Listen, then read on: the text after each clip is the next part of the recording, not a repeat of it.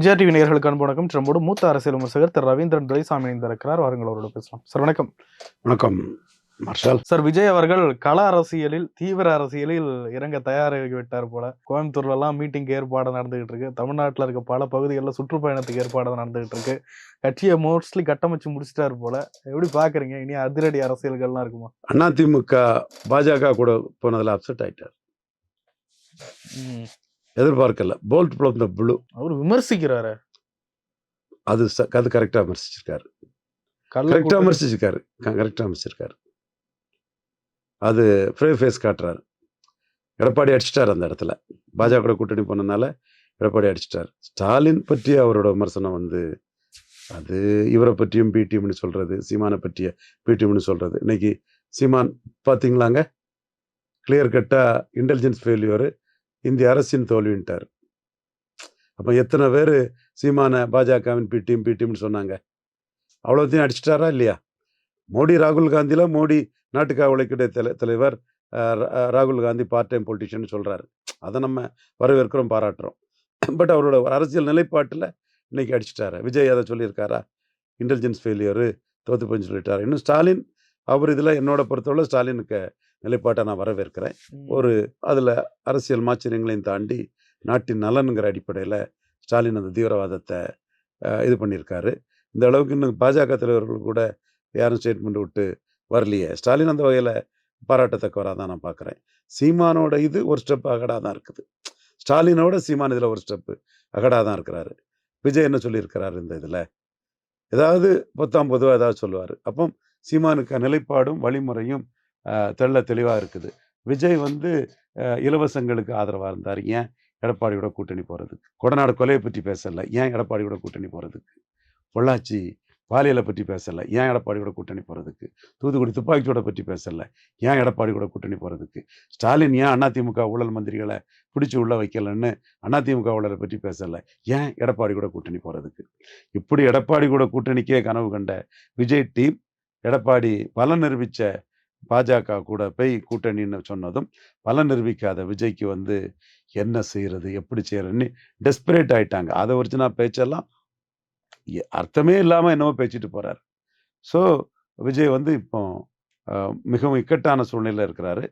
ஒரு செய்தி அவருக்கு, வெங்கட்ராமன் ராமதாஸ் கூட 50-50 2 வருஷம் ஓகே. அது அன்புமணி கூட அந்த டீல் போட்டால் அது கரெக்டு தான். அன்புமணிக்கு உள்ள அவங்க நீ பன்னீர் தெளி, நான் சந்தனம் பூசுறேன்னு பிறந்தநாள் வாழ்த்தெல்லாம் ஒருத்தருக்கு ஒருத்தர் மாறி பண்ணிக்கிட்டாங்க. ஒரு வேளையில் இது அவங்க மனசில் கூட இருக்கலாம். அது இன்னைக்கு எல்லா ஊடகவியலாளர்களும் அதை பேசுகிறாப்புல. அதில் பல அம்சங்கள், பல கூறுகள் எல்லாம் இருக்குது. அதையும் ஒரு ஆப்ஷனாக விஜய் கருதலாம். அப்படின்னா அவர் அதிமுக ஆப்ஷன் போனதில் அவர் ஷாக் ஆகிட்டான்னு அர்த்தம். கிறிஸ்டின் முஸ்லீம் ஓட்டு அதிமுக போனால் போயிடும்னா அதை ஒரிஜினா சொல்கிறார். இல்லை, எப்படியா இருந்தாலும் அவருடைய முயற்சியிலிருந்து பின்வாங்கல. அவர் தீவிரமாக இறங்கிட்டு இருக்காரு. ஒரு ஸ்டேட்மெண்ட் கரெக்டாக இருக்கு மார்ஷல். ஸ்டேட்மெண்ட் விஜய் சொன்ன ஸ்டேட்மெண்ட் பொலிட்டிக்கலி கரெக்ட். நம்ம நியாயமான விஷயத்த நியாயமானு தான் சொல்லுவோம். கூட்டணி ஆட்சியில் பங்குனது சொதப்பல். புரியுதா உங்களுக்கு? அது முதல்ல சொதப்பிட்டார். எனக்கு தனிச்சு நிற்கிற சீமான் மாதிரி பலம் இல்லை கிடையாது. அக்செப்ட் பண்ணது இன்டெரக்டா. நீங்கள் என்ன வேணாலும் வியாக்கியானம் பண்ணலாம். நாங்கள் தனியாக ஜெயித்துருவோம்னு சொன்னோம், ஆனால் ஜெயித்துக்கிட்டு எங்கள் கூட வர்றவங்களுக்கு ஆட்சியில் பங்கு கொடுப்போம்னு சொன்னால் இது அபத்தம். இது உங்களுக்கு தன்னம்பிக்கை இல்லை. 214 கேண்டிடேட் உங்களுக்கு போட முடியாத தன்மையில் நீங்கள் பேசினதாக தான் அர்த்தம். அதை விமர்சிக்கிறோம். 2024 மக்களவைத் தேர்தலில் வராத விமர்சிக்கிறோம். ஈரோடு கிழக்கு வராத விமர்சிக்கிறோம். நல்ல களங்க ஈரோடு கிழக்கு. அண்ணாமலைக்கு நல்ல களங்க. களத்துக்குள்ளே வராத விஜயும் சரி, களத்துக்குள்ள விக்கிரவாண்டில் அண்ணாமலையும் சரி, சீமான 16% உயர்த்திட்டு போயிட்டாங்க. ஆடிட்டர் குருமூர்த்தி சொல்லிட்டார, ஈரோடு கிழக்கு ஓட்டு தமிழக அளவில் உள்ள சீமானுக்கு ஓட்டுன்னு 16ன்னு. சீமான் இடைத்தேர்தலாம் 16, பொது தேர்தலில் இதையும் தாண்டி இருக்குங்கிறத சீமான ஒரு கருத்தாக சொன்னார். அப்போ விக்கிரவாண்டியில் வராததையும் ஈரோடு கிழக்கில் வராததையும் 24 விஜய் கேண்டிடேட் போடாதே நம்ம விமர்சிக்கிறோம். அது தவறான வீகம். அந்த கூட்டணி ஆட்சியில் வர்றவங்களுக்கு பங்குன்னு சொல்கிறதும் தவறான வீகம். ஆனால் எடப்பாடி பாஜகவோட கூட்டணி சேர்ந்தவர் அறிக்கை விட்டார் பாருங்க, கரெக்ட் ஸ்டேட்மெண்ட். நான் நிற்கிறேன், நான் பெரியவளாக நிற்கிறேன்னு கரெக்ட் பண்ணார். அதை நம்ம வரவேற்கிறோம். Whether he can walk the talk, அதுதான் பிரச்சனை. 214 போட்டு விடுவாரா? இல்லை. 130 நாள் போட முடியாம தான் டாக்டர் ஐயா கிட்ட வெங்கட்ராமன் அவருக்கு ஆடிட்டர்ன்னு சொல்றாங்க. ம். முக்கியமானவர். அவரோட கான்ஃபிடன்ட் மேன். மற்ற இதுவரை மற்றவங்கலாம் சொதப்புன்னு பிறகு வெங்கட்ராமனை நம்பி டீல் பண்ணுவோன்னு வெங்கட்ராமனை அனுப்பி பாமகட்ட பேசியிருக்கதா சொல்றாங்க. என்னை பொறுத்தளவுல அது பாமகவுக்கு லாபம் தான். அவங்க பலமான சீட்டெல்லாம் நின்னுகிட்டு விஜய் சிஎம்னு சொன்னா, அவங்களுக்கு அது ஒரு லாபங்கிற மாரி தான் நான் நினைக்கிறேன். ம். இது எப்படி வருதுன்னு சொல்ல தெரியல. ம். ஏன்னா, அண்ணன் ரஜினிக்கு நான் வச்சிருந்த ஸ்ட்ராட்டஜிய தான் எங்க உருவி வந்து விஜய்க்கு உருவாக்க நினைக்கிறாங்க. ம். அதிலேயே பல சிக்கல்கள் இருந்த ரஜினிக்கு வைக்கிறதிலே. பட் இதுல வந்து வெளிப்படையா வரல. ராமதாஸ் வெளிப்படையா வரல. Note the point doctor Ramadoss வெளிப்படையா வரல. வெங்கட்ராமன் போய் பார்த்ததாட்டு விஜய் தரப்பு தான் அத சொல்லியிருக்கணும். அல்லது எடப்பாடிய காலி பண்ணணும்னு நினைக்கக்கூடியவங்க, விஜய்க்கு எடப்பாடிய விட்டா வேற ஆள் இல்லன்னு நெனச்சிடாதீங்க. ராமதாஸுக்கு எடப்பாடிய விட்டா வேற ஆள் இல்லன்னு நெனச்சுக்கிடாங்க. அவங்க 2 பேரும் சேர்ந்து நிக்கலாம்ன்னு எடப்பாடிய காலி பண்ணக்கூடிய கோஷ்டிகள் கூட அத ஊடகத்துல தினமலர் தான் வந்து ஃபீட் பண்ணி விட்டு அலை அலையா அடிச்சு போயிருக்கலாம். பட் இதோட பாசிபிலிட்டிய நம்ம அன்னைக்கு வந்து நோ சொல்லிற முடியாது. பட் அ விஜய் வந்து நவம்பருக்கு தள்ளி போட்டுட்டாரா? டிசம்பருக்கு. அப்ப அவருக்கு வந்து கிளியர் கட் ஸ்டாண்ட் இல்ல. சீமான் இன்னைக்கு இந்த ஜம்மு காஷ்மீர் தாக்குதல அடிச்சிருக்க பார்த்தாலே, நான் 214 தான்யா. நயினார் நாகேந்திரன் என்னோட உறவினரா இருக்கலாம். That's different. அண்ணாமலை என் தம்பியா இருக்கலாம். அது டிஃபரண்ட். தமிழிசை என்னோட அக்காளா இருக்கலாம். அது வேற பாசம் தான். ஆனா, அரசியல் நிலைப்பாடு 214லையும் தனி. அதுதான் இன்னைக்கு ஜம்மு காஷ்மீர் அட்டாக்குக்கு சீமான் விட்ட அறிக்கை. மற்ற ஸ்டாலினை விட, எடப்பாடியை விட, விஜயை விட காட்டமான அறிக்கையா விட்டுருக்கிறாரு. நான் ஏன் சொல்றோம்னா, சீமான் பிஜேபி, பி டீம் அது இதுன்னு சொல்றவங்க வந்து லாஜிக்கோட சொல்லணும், தரவுகளோட சொல்லணுங்கிறதுக்காக தான் நான் சொல்றேன். இதுல விஜய்க்கு அந்த ஸ்டேட்மெண்ட் ஹெவி. ஆனா எப்படி அத செயல்படுத்த போறாருங்கிறத பொறுத்திருந்து தான் பார்க்கணும். 214 கேண்டிடேட் இல்லைங்களா அவர்ட்ட? அவங்கவங்க சில பத்திரிகையாளர்கள்லாம் 20% ஓட்டு இருக்குன்றாங்க. நீங்க 234 கூட இல்லன்றீங்க. அவங்க சொல்றது அவங்க கிளைம். தப்புன்னு நான் சொல்ல மாட்டேன். இப்போ 0% தானே. 8% 8.2 சீமான் எடுத்தாரு. அதுல அத ஏற்றுக்க முடியாம பொறாமையிலும், காழ்ப்புணர்ச்சியிலும் புழுங்கவங்க சொல்றவங்களுக்கு நான் என்ன பதில் சொல்ல முடியும்? மத்தவங்கலாம் கணிக்கிறாங்கல்ல. கணிக்கிறாங்கன்னு சொல்லு. மத்த கட்சிகள கூட கணிக்கிறாங்கல்ல. நீங்களுமே கணிப்பீங்க.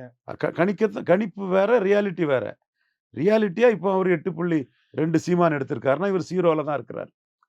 விழுந்தா தான் அது 20ஓ, 25ஓ, 30ஓ, 35ஓ, 5ஓ, 4ஓ விழுந்தா தான் அது ஓட்டு. இல்ல சார். போன தேர்தல்ல நீங்களே சொன்னீங்க. அதிமுகவ 15ல நிறுத்தலாம்.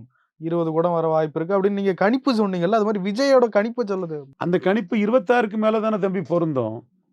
ஒண்ணுன்னா இருக்கு. இன்னொன்னு என்னண்ணே, இன்னொன்னு தானே இதுன்னு நம்ம பேசிட்டு இருக்க மாரில்ல எல்லா அரசியல் விமர்சகர்களும் பேசுறாங்க. ஒண்ணுன்னா இருக்கு. இன்னொன்னு எங்கன்னு கேட்டா, இன்னொன்னு தானே இதுன்னு அவன் 26ல வரக்கூடிய ரிசல்ட் 24க்கு எடுத்ததாட்டு பேசுறான்ல. அதுல மோசடி, ஃப்ராடு 12 கோடி ரூபா குடுத்து ஜான் ஆரோக்கியசாமிய வச்சு அந்த ஃப்ராட் எல்லாம் பண்றீங்க. நீ இன்னும் எடுக்கல தம்பி. நீ எடு. நீ என்ன எடுத்தாலும் நான் ஒத்துக்கிட்டு போறேன். எனக்கு என்ன இருக்கு? எலக்ஷன் கமிஷன் சொல்லிட்டா நான் ஒத்துக்கிட்டு போறேன். நான் ஒரு 5% வரும்னு நான் கணக்கு போடுறேன். காரணம் விஜயகாந்த் 3வது வந்தாரு, 8 வந்தது. நீ 3வது, 4வது தான் வர. 4வது, 5வது தான் வர. அதனால உனக்கு ஓட்டு வராதுங்கிறத நான் சொல்றேன். ஓகே. நீ எலக்ஷன் கமிஷன்ல எடுத்து காட்டிட்டா, என்ன ஓட்டோ அத நானும் ஒத்துக்கிட்டு தான் தீரணும். மற்றவங்களும் ஒத்துக்கிட்டு தான் தீரணும். இப்போ நீ ஓட்ட நிரூபிக்கலங்கிறேன். இப்போ பலம் நிரூபிக்கலங்கிறேன். பலம் நிரூபிக்காத விஜய டாக்டர் ஐயா சிஎம்மா சொன்னாலே விஜய்க்கு பிளஸ். இப்ப சீமானே சொல்லிட்டார்ல, தம்பி வேணா நீ என் பின்னாடி வா. நீ பலம் நிரூபிக்காதவன். உன் பின்னாடிலாம் யாரும் வரமாட்டாங்க. மக்கள் நல கூட்டணி விஜயகாந்த் அமைச்சாருன்னா, அவருக்கிட்ட 8, 10ன்னு பலம் நிரூபிச்சவரு.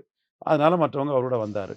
பலம் நிரூபிக்காத ஒன்ன வந்து யாரும் சிஎம் கேண்டிடேட்டா ஏத்துக்க மாட்டாங்கன்னு சீமான் சொல்லி எவ்வளோ நாள் ஆகுது? அப்ப டாக்டர் ஐயா நீங்க ஏத்துக்கிடுவாங்கன்னா கூட பத்திரிகை செய்தி தான் வருது. வெங்கட்ராமன் விஜய்க்காக சாதிச்சுட்டாரு. மற்ற ஆதவர்ஜுனா, ஜான் ஆரோக்கியசாமி எல்லாம் தோத்து போன இடத்துல வெங்கட்ராமன் வந்து விஜய் மொட்டுச்சந்தில நிக்கும்போது, செய்ய தெரியாது தேய்க்கும்போது, கையேறு நிலையில் நிக்கும்போது, பரிதாபமா நிக்கும்போது, பத்திரிகையில கூட செய்தி பண்ண முடியாத போது, டாக்டர் ஐயாவ பார்த்து ஒரு பெரிய பிரேக் த்ரோவ குடுத்து, பாமக, விஜய் கூட்டணி நின்னு 12 கோடி ரூபா குடுத்து ஜான் ஆரோக்கியசாமி செய்ய முடியாதத, தான் பெரிய ஊன்னு சொல்லக்கூடிய ஆதவர்ஜுனா செய்ய முடியாதத வெங்கட்ராமன் செய்துட்டாருன்னு இன்னைக்கு ஒரு டாக் இருக்குது. பட் இதுவே எந்த அளவுக்கு உண்மை, டாக்டர் ராமதாஸ் என்ன சொல்றாருங்கிறதெல்லாம் நாம பொறுத்திருந்து தானே பார்க்கணும். இந்த திமுக கூட்டணிய உடைக்கணும் அப்படின்ற ஒரு கனவுல இருந்தாங்கல்ல. அது இதுக்கு மேலயும் சுத்தமா சாத்தியம் இல்லையோ? பலம் நிரூபிக்காத விஜயால முடியாதுங்க அது. ராகுல் காந்தி வந்து உங்களுக்கு வாழ்த்து தெரிவிச்சா பதில் வாழ்த்து போடுவாரு. ஒண்ணா நின்னு சாப்பிடலாங்க. ஒன்றா பாலுங்களத்தில் விஜய் விட போகிறாருன்னா ராகுலும் வந்து விழுவாரா? அவர் ஸ்டாலின் கொடுக்குறது எம்பி போஸ்ட்டு, எம்எல்ஏ போஸ்ட்டு. எப்படிங்க அதை விடுவார் அவர்? 9 எம்பி, 10 எம்பி எந்த காலத்தை தொடர்ச்சியாக வாங்கிட்டு இருந்தாங்க? 2014 வசந்தகுமார் டெபாசிட் மட்டும்தான் வாங்கினார். அப்போ விஜய் கூட போனால் வசந்தகுமார் ரேஞ்சில் கன்னியாகுமரியில் மட்டும்தான் டெபாசிட் கிடைக்கும், மற்ற இடத்துல ஒன்றும் கிடைக்காதுங்கிற அந்த கருத்தை 4 பேர் ஏசிசியில் சொல்லத்தானே செய்வான். உங்களுக்கு ஆதரவாக 2 பேர் ஸ்டாலினை பிடிக்காதவன் ஏசிசியில் இருந்தாலும் கூட யதார்த்தத்தில் ஸ்டாலினை விட்டால் ஒன்றும் இல்லாமல் போயிடுவோம். 14 தெரியாதா? கலைஞரை விட்டுட்டு போய் கடைசியில் வசந்தகுமார் மட்டும்தான் டெபாசிட் வாங்கினார், அதில் அந்த டெபாசிட் கூட கிடைக்காதுன்னு ஒரு பார்வையை வந்து சொல்ல மாட்டாங்களா? ஸோ அதனால Congress matter ends there. They will with be DMK. நீங்கள் எதிர்பார்த்தீங்க ஒரு வாழ்த்து தெரிவிச்சுட்டா வந்துட மாட்டாரா? 50-50, காங்கிரஸுக்கு 50, விஜய்க்கு 50, விஜய் சீஃப் மினிஸ்டர். இந்த கணக்கை போட்டிங்க. இதெல்லாம் கற்பனை கணக்குங்க. உங்கள் கற்பனை உலகை விட்டு நிஜ அரசியலுக்கு வாருங்கள், வாக்கை நிறுவீங்கன்னு தான் நம்ம சொல்கிறோம். சில பேர் சொல்றாங்க யாருக்குமே மெஜாரிட்டி கிடைக்காது, விஜய்க்கு கொஞ்சம் எம்எல்ஏக்கள் இருக்கலாம், அதனால அப்படி வந்து விஜய் ஆதரவு அளிச்சாதான் யாரும் ஆட்சி அமைக்க முடியும், விஜய் முதலமைச்சர். அந்த இடத்துல சீமானும் அதான் சொல்றாரு. நான் சீமான் முதலமைச்சருங்கிறார். எப்படி இருக்கும்னு நினைக்கிறீங்க? தேர்தல் அரசியல் போக போக கூட்டணிகள் ஏறக்குறைய இந்த செட்டப்ல தான் இருக்குமா? திமுக அணி ஸ்ட்ராங்கா இருக்குங்க. ஆளுங்கட்சி எதிர்ப்புங்கிறது வந்து 67 4-5% ஓட்டு தான். ஸ்டாலினுக்கு ஆளுங்கட்சி எதிர்ப்புங்கிறது நீங்க எடுத்து பார்த்துட்டீங்கன்னா 71 ஆளுங்கட்சிக்கு எதிர்ப்பு இல்லை. 77 பாராளுமன்ற தேர்தலுக்கு பிறகு வருது. அந்தந்த கட்சிகளின் பலம் தான். எம்ஜிஆர் 30.3%,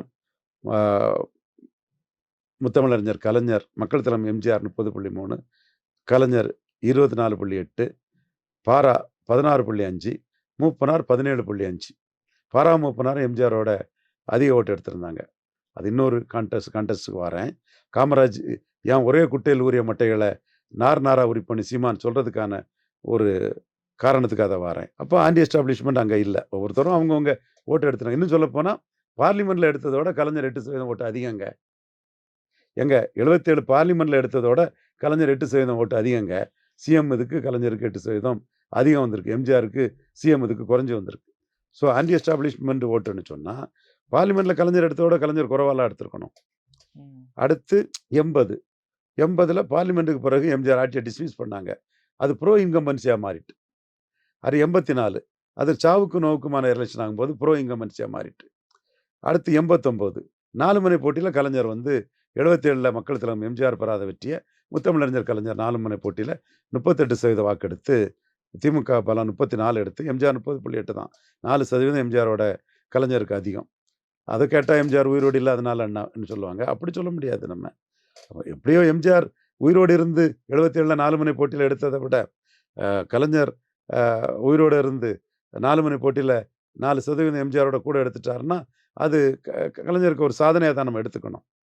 ஸோ அப்பவும் வந்து ஆன்டி எஸ்டாப்ளிஷ்மெண்ட்டுங்கிற அந்த இதுகள் வந்து ஒர்க் அவுட் ஆகலை.